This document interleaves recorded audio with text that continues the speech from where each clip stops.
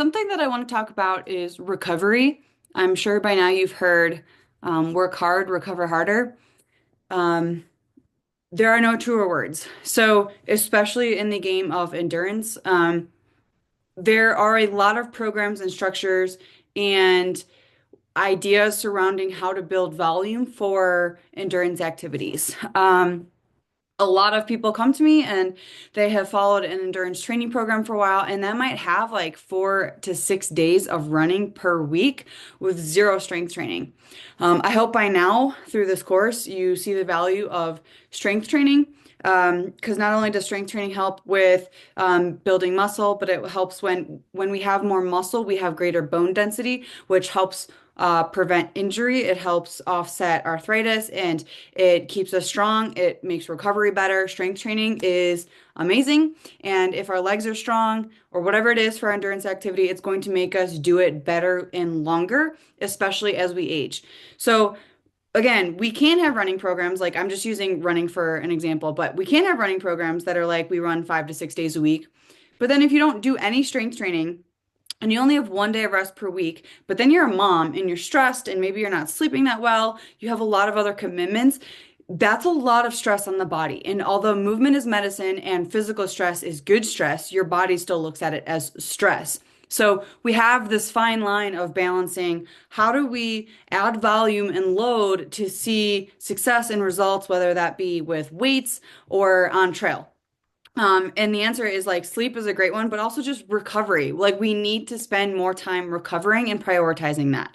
Um, I know personally, I grew up with a history surrounding, you know, I thought that I needed to work out in order to like maintain my weight or lose weight. And so I always lumped them together. And it was like if I knew I was going to have pizza with friends, I felt like I had to go run 10 miles to like earn it. But I hope by now with some of the videos that you've watched in the modules is that we're kind of separating the two. Like they do work together, sure. But when we understand the amount of calories that we need to be optimal for our goals, whether that's endurance, weight loss, whatever, we can take the stress away from feeling like we always need to be working out to see results. Um, a lot of times, especially for moms, less is more. I'm going to say it again because I want to rewire how we think about it. It sounds counterintuitive about like, if you have a 50K and you want to run 32 miles, I'm telling you to do less so that you can run that. Let me explain.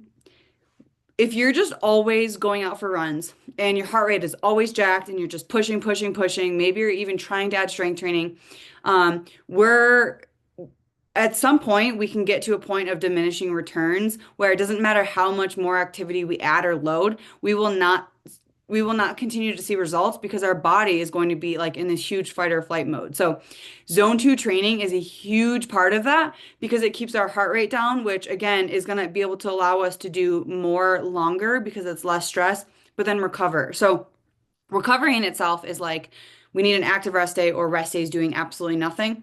But then zone two training for endurance specifically is also kind of acts like this recovery tool because we're sitting in 60 to 70% of our max heart rate, which is a lot less stress for our body. And it's very intentional of if I want to be able to run a 50K, I'm going to do more of this zone two training because my heart rate's not going to get jacked. I'm not going to feel like I'm dying. I'm going to be able to add more volume. I'm going to recover better. Therefore, I'm going to be able to do more. So it doesn't always have to be high intensity. Less is more in the sense of like we don't need to train 7 days a week for 2 hours every day. And also, we don't need to be sprinting our ass off just to get better at running. Sometimes going slower is actually going to make us faster when we have the efforts with intention where we need to go faster. So, you'll hear me say it a lot, but encourage you as we're thinking about, again, I've already like pre-programmed in the app what an ideal training program split would look like if we had strength training and endurance to build up aerobic capacity. But I also want you to be thinking about it as you're reviewing the program and going through it and not just like you following along and not understanding why. Because the goal is that I'm setting you up with tools so when we're no longer working together, you're like, I understand this now. So, when we have like 3, 4, 5, 6 months out from a race, whatever that is, we might have more strength training days than running. We need to build up, and that's okay. At some point, we will flip, and all of a sudden, we might have only one or two strength training days. And then our running, biking, whatever it is, might be closer to 3, 4, 5 days, right? The key being 1 to 2 rest days, like non-negotiable. They can be active recovery days. Take your dog to the park, go for a walk with your kids. Like, I don't care what that looks like, but we cannot go hard all of the time and expect to always be able to go hard, especially when we're mothers with the demands of everything else going on in life. So, um, you know, if you have one takeaway from this entire video, in the season of feeling like maybe like you have these big performance goals, but then things in life happen and we're stressed or we're not sleeping or, our car breaks down or, work stress, like whatever it is, you need to understand that recovery is going to be king if you want to do this for the long haul. And so really prioritizing that. Another way we can do that is doubling up. So some days we might do strength training and our lower zone 2 run in the same day because that's going to free up an extra day for recovery. So again, I'm going to have some more modules about this because this is so important, but wanted to get your brain turning and wheel spinning kind of like what that would look like. And so it's not like we have to work out every single day for some of these bigger days on the mountains that we're working towards. So again, I hope this is helpful. More to come on this.